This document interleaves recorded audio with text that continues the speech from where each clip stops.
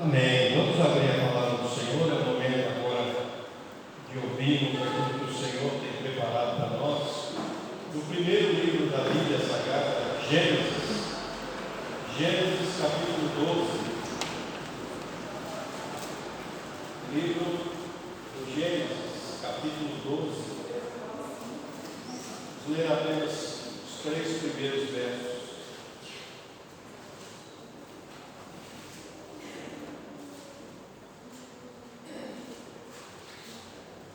Gênesis, capítulo 12, diz assim a palavra do Senhor. Ora, disse o Senhor a Abraão, sai da tua terra, da tua parentela e da casa de teu pai, e vai para a terra que te mostrarei.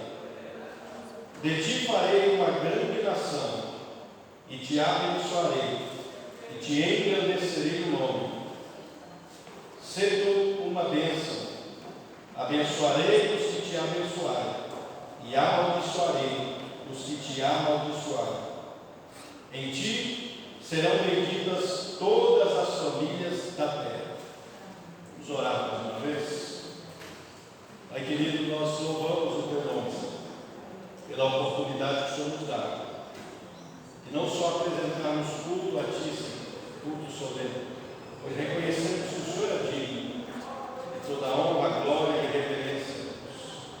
Agradecemos porque podemos aqui expressar nossa gratidão por meio das nossas ofertas, por meio disso. Louvamos também a Deus porque o Senhor tem nos dado essa liberdade na nossa nação para podermos cultuar a Ti. E agora pedimos ao Senhor que o Senhor fale conosco através da Sua palavra, que o Senhor nos ensine, que o Senhor nos conduza, que o Senhor nos exorte, como um pai que ama um filho, que o Senhor nos indique o caminho que devemos trilhar, Senhor, enquanto vivermos nessa terra. Que o Senhor encontre em nossos corações abertos, preparados para receber, como aquela boa terra, Senhor, em que o semeador lançou a semente e esta deu fruto.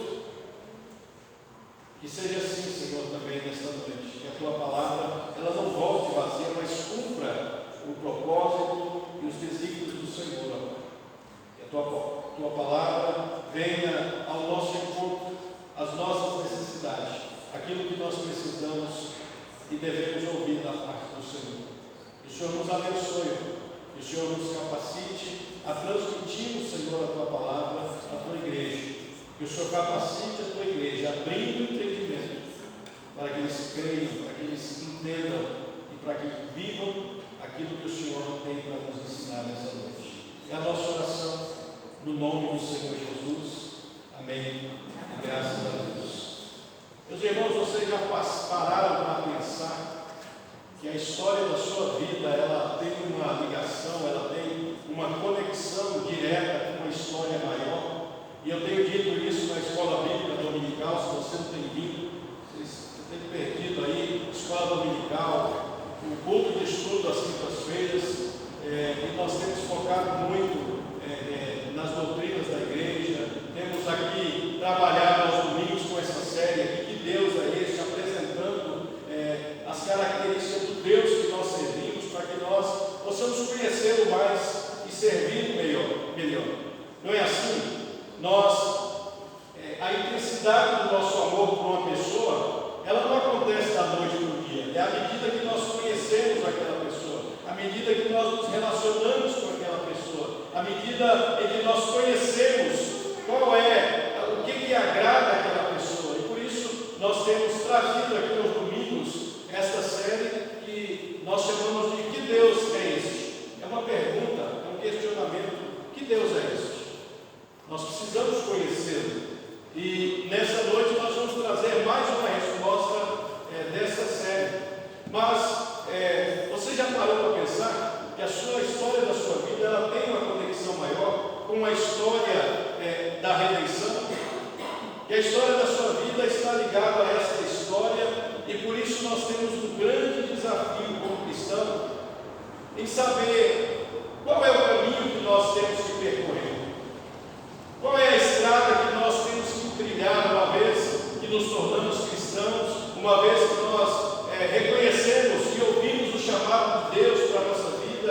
Senhor nos chamou, e agora? Como é que nós vamos conduzir a nossa vida? Esse é o grande desafio. Como que eu vou pautar ou alicerçar as minhas escolhas? No que eu vou pautar as minhas escolhas? Para que a minha vida, a história da minha vida, ela esteja de fato alinhada e em conexão com essa história maior, que é a história da redenção, para que a minha vida contribua com essa grande história, que está se desenvolvendo, que está se desenrolando. E eu preciso saber esse desafio. Qual é a melhor decisão a se tomar? Qual é o objetivo principal quando eu faço alguma escolha? Entro nesse trabalho ou não entro? São quais os princípios que eu vou usar para aceitar uma proposta de emprego, para aceitar um relacionamento, para iniciar um relacionamento com uma pessoa? Na onde que eu vou buscar entender se as minhas decisões, se as minhas escolhas estão de acordo, estão alinhadas com a vontade de Deus, com o propósito maior de Deus em nossa vida? Antes de nós conhecermos a caminhada cristã, nós vivíamos, como diz a própria palavra, como ovelhas desgarradas. Nós vivíamos como no livro de Juízes que nós temos estudado. Nós fazíamos o que queríamos, nós vivíamos para nós mesmos. E tudo aquilo que nós fazíamos, ou as decisões que nós tomávamos, estavam pautadas na nossa própria consciência, no nosso próprio desejo, no nosso próprio querer. Mas agora, como cristãos, não deve ser assim. Nós temos que ter uma bússola, um guia, alguém que nos conduza para isso.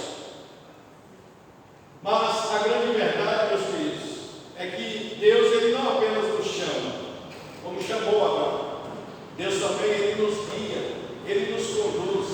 Nós não precisamos ficar atormentados ou preocupados com o que nós precisamos fazer. Basta nós deixarmos com que o nosso Deus, Ele nos guie. E nós vamos entender essa noite que Deus é um Deus que nos chama e é um Deus que nos guia também. Deus não é como as demais religiões, a parte do cristianismo.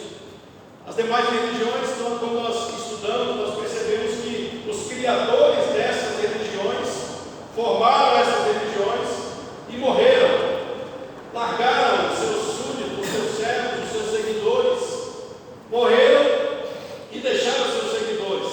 Agora é com vocês vão conduzir. Mas, diferentemente do cristianismo, é assim. O nosso Cristo, Ele ainda vive, Ele reina e Ele também nos guia. Ele está conosco e por meio do Espírito Santo nós somos guiados, nós somos conduzidos por Deus. Esse livro de Gênesis aqui, irmãos, do capítulo 1 ao capítulo 11, ele vai nos contar a história primeira, a história da criação do universo, dos corpos celestes, da terra, tudo que nela contém, inclusive o ser humano. Do capítulo 1 ao capítulo 11, nós vamos ver a queda do homem, nós vamos encontrar aqui a promessa da redenção também, nós vamos ver o primeiro homicídio na Bíblia Sagrada. É nesse livro de Gênesis, nesses primeiros 11 capítulos, o dilúvio e o recomeço através da vida de Noé. Mas é no capítulo 12, no qual nós estamos meditando nessa noite. Esse capítulo que é de suma importância que você entenda ele, que você conheça profundamente esse capítulo, porque ele é de grande importância e tem uma grande ligação com a nossa salvação. Embora seja um texto que foi escrito aproximadamente 4.000 anos,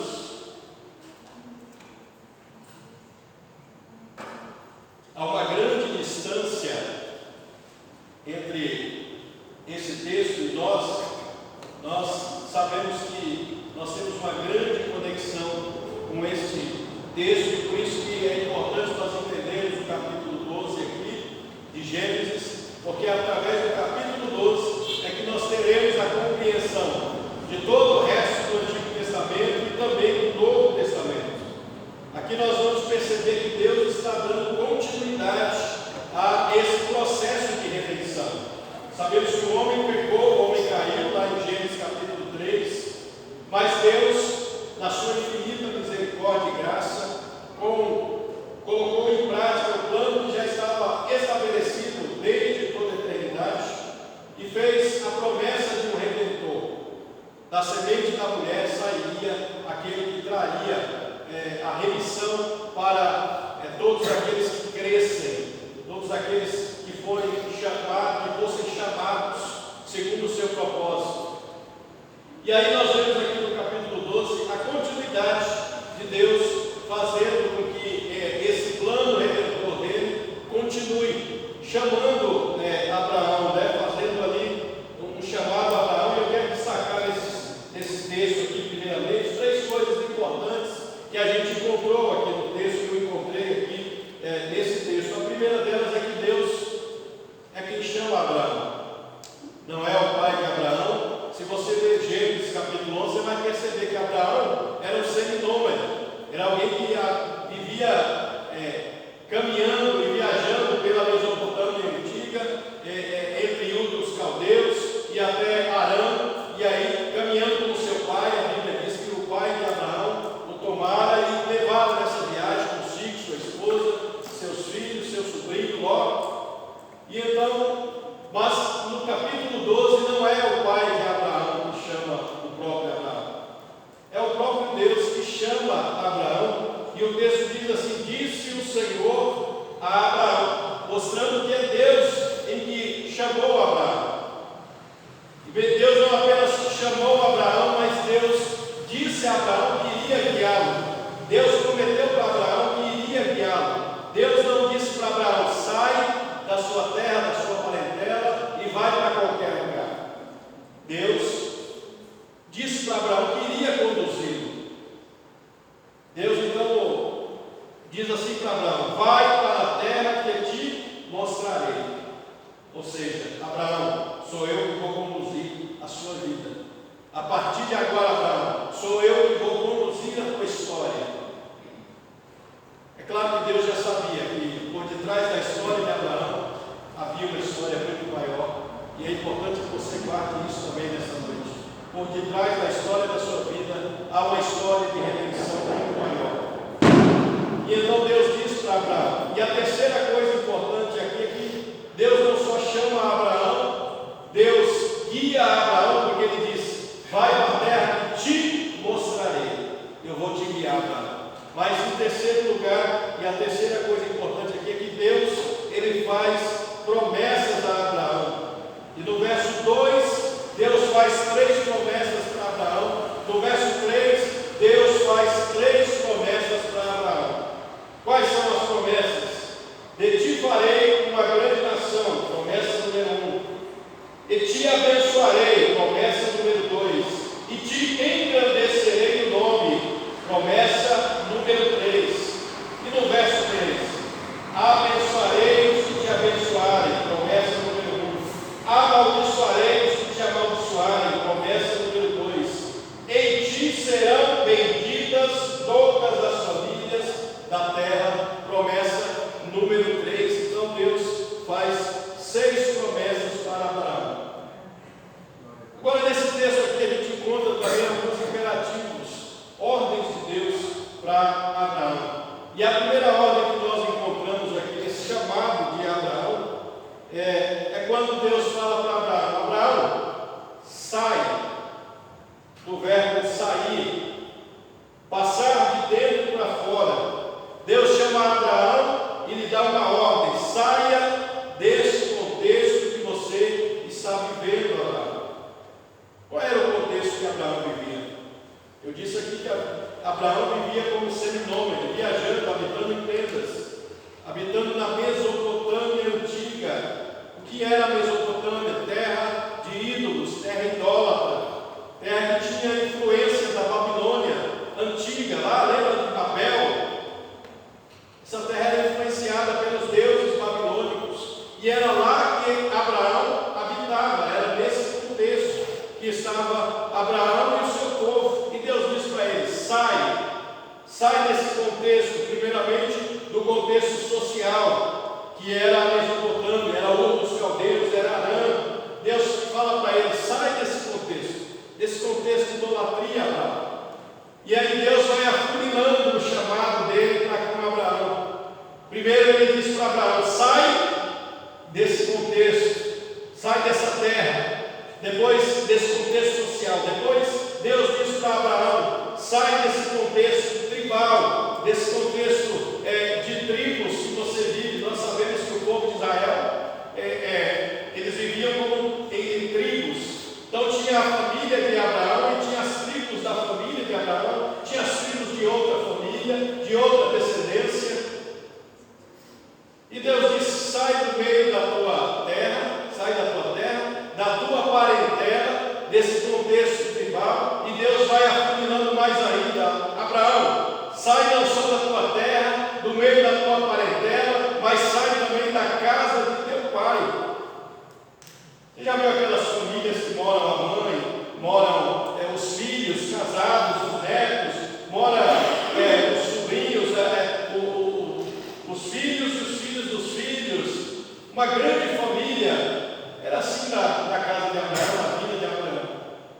mas eles viviam numa terra idólatra. E Deus, o que Deus queria de Abraão? Exclusividade. Abraão, você vai largar o contexto social, vai largar o contexto urbano, o contexto paterno. Deus pede a Abraão e ordena: rompe com esses laços, Abraão, e vai para uma terra que eu vou te mostrar. Então, o primeiro imperativo, a primeira ordem de Deus para Abraão é: sai desse contexto, sai desse meio, Abraão. O segundo imperativo está relacionado com o direcionamento que Deus dá para Abraão. Deus disse: sai, e depois Deus diz: vai, do verbo ir, andar, caminhar, seguir. Após Abraão romper com a sua família, romper com a sua terra, romper com as tribos que faziam parte do seu clã, Deus agora dá uma ordem para Abraão: vai, Abraão, para a terra que eu vou te mostrar, dando a entender que Deus daria um direcionamento e que ele deveria ser conduzido por Deus. Abraão foi conduzido totalmente por Deus. Em parte, Abraão deixou de ouvir ao Senhor. Em parte, Abraão deixou de confiar no Senhor, que o chamou, que ordenou para que ele fosse conduzido por ele, mas em determinado tempo, nós conhecemos a história, sabemos que Abraão titubeou e acabou não confiando totalmente em Deus, mas isso é tema para uma outra mensagem. Eu quero que você entenda que Deus, ele é o Deus que chama, mas é o Deus também que nos guia no caminho que nós temos a percorrer. Todos sabem que nós, cristãos, somos peregrinos nessa terra e que precisamos sim sermos conduzidos pelo Senhor, senão nós nos perdemos, senão nós nos desviamos do caminho.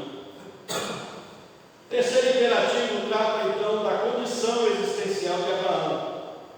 Primeiro Deus fala para Abraão: sai, depois Deus fala para Abraão: vai, e depois que Abraão sai, rompe com o seu laço familiar, naquela terra idólatra, vai para o caminho que o Senhor o conduz. O Senhor agora diz para ele: agora você precisa ser uma bênção.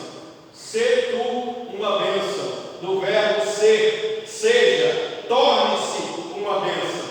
Ou seja, meus irmãos, quando Deus, que é o Deus que nos chama, Ele nos conduz, e Ele também, aquele que é conduzido por Deus, se torna uma bênção. E é isso, é o terceiro imperativo que Deus fala com Abraão e dá ordem para Abraão. Essa terceira coisa importante dessas três que eu falei aqui é que Deus, Ele fez essas promessas a Abraão, todas essas promessas, e essas promessas têm uma implicação direta para nós. Talvez, voltando àquele pensamento, mas é um texto que Deus falou com Abraão, em relação que nós temos com o chamado de Abraão. Nós estamos falando de um texto de 4.000 anos, irmãos, que está distante de nós. Que conexão que nós temos com Abraão? O que nós temos a ver com Abraão? Isso foi o chamado de Deus para Abraão. Essa foi uma ordem para Abraão. Mas se engana quem pensa que nós não temos nada a ver com Abraão. Porque o apóstolo Paulo, meus irmãos, escrevendo aos Gálatas, ele nos respondeu essa pergunta. E ele diz assim lá em Gálatas capítulo 3, do 7 ao 9, do 13 ao 14: sabei, pois, que os da fé é que são filhos de Abraão. Ora, tendo a Escritura previsto que Deus justificaria pela fé os gentios, pré-anunciou o Evangelho a Abraão: em ti serão abençoados todos os povos. De modo que os da fé são abençoados com o crente de Abraão. Tem tudo a ver. Cristo nos resgatou da maldição da lei, fazendo-se Ele próprio maldição em nosso lugar, para que a bênção de Abraão chegasse aos gentios, em Jesus Cristo, a fim de que recebêssemos pela fé o Espírito prometido.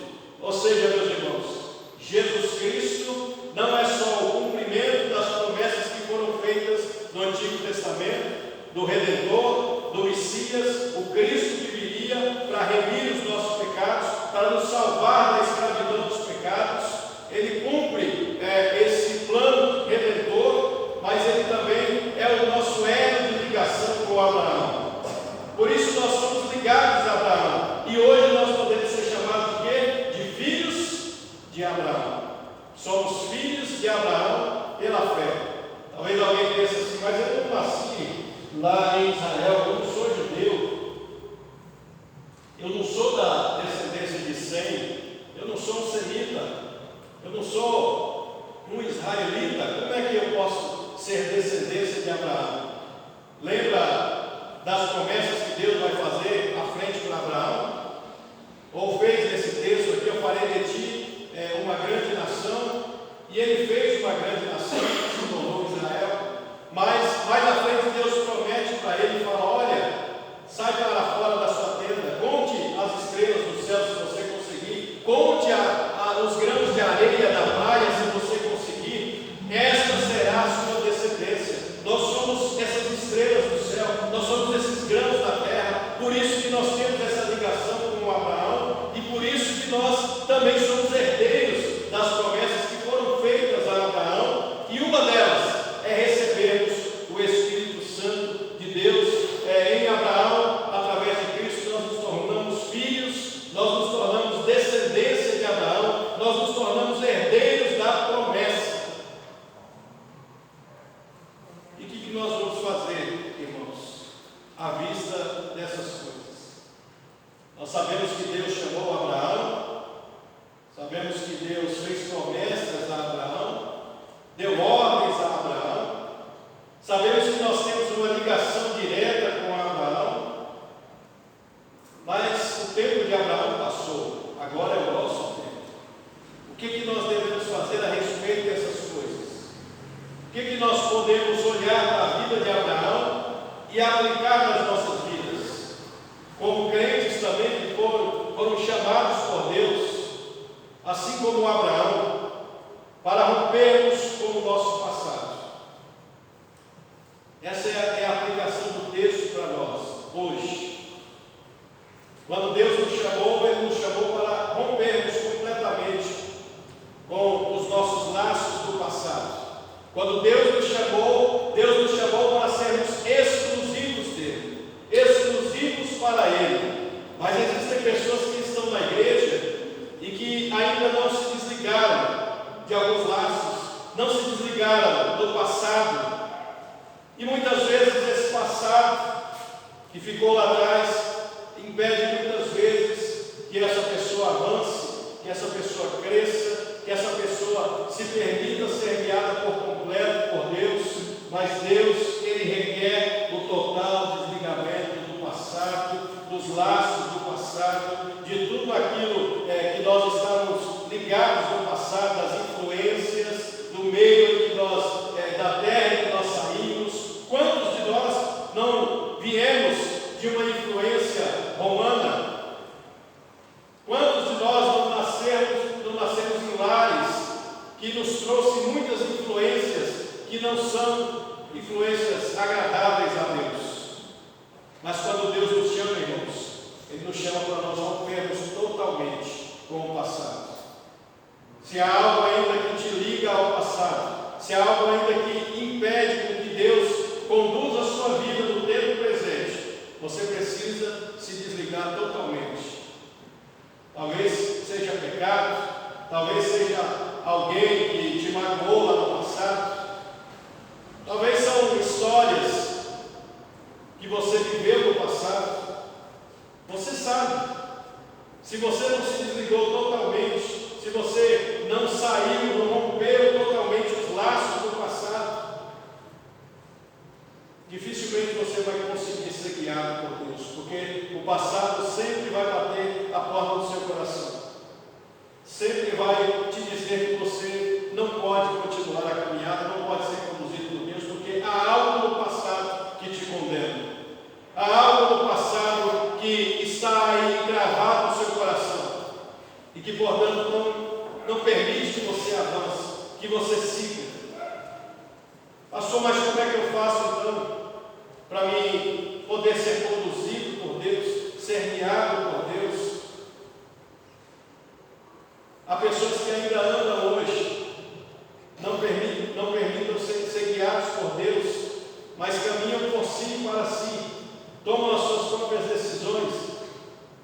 não segundo o que o Senhor diz, não segundo o que o Senhor ensina, não segundo o que o Senhor guia e conduz, mas segundo o que ela mesma ou ele mesmo acha.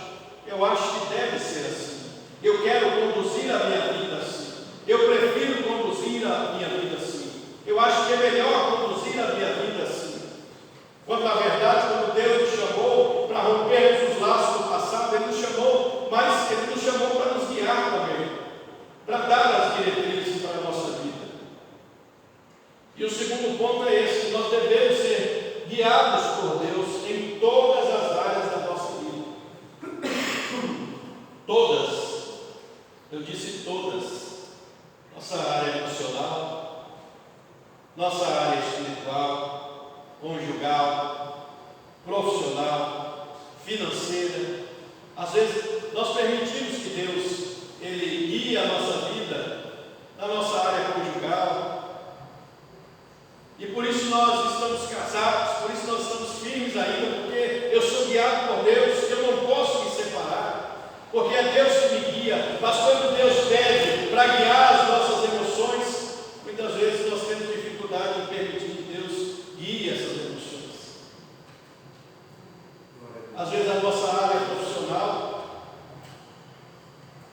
nós entendemos, e Calvino ensina muito bem isso, que nós não temos uma profissão, nós temos da parte de Deus uma vocação. Seu trabalho, a sua profissão, não é apenas uma profissão, uma mera profissão. Saiba que o seu trabalho é uma vocação. Você foi vocacionado, e é nessa vocação que você deve ser um instrumento de Deus, deve ser guiado por Deus, deve ser usado por Deus. Não pense você que é apenas o pastor que tem que pregar o Evangelho, que o pastor tem que evangelizar, o pastor tem que alcançar as almas. Tudo isso é trabalho do pastor. Mas saiba que cada um de vocês, cada um de nós, recebemos da parte de Deus uma vocação. E é dentro dessa vocação que Deus quer nos usar, quer direcionar a nossa vida. Por isso que você tem que orar a Deus e pedir ao Senhor: Senhor, dirige os meus passos do meu trabalho. Usa a minha vida, Senhor. Eu sei que o Senhor não me pôs nesse escritório de advocacia somente porque eu sou formado em direito. Eu sei que o Senhor tem um propósito na minha vida nesse escritório. Eu sei que o Senhor tem um propósito na minha vida nessa escola. Eu sei que o Senhor tem um propósito na minha vida nessa loja. Dependente qual seja a sua vocação, saiba, lembre-se que eu falei, há uma história muito maior por detrás da sua história, que é a história da redenção. De repente, no seu trabalho, aonde você trabalha, é onde Deus quer usar você. Não é o pastor que vai alcançar lá no seu trabalho as vidas que estão lá, é você, através da sua vocação. Mas para isso precisa permitir que o Senhor guie a sua vida. E o Senhor nos guia de duas formas, irmãos. O Senhor nos guia por meio do seu Espírito.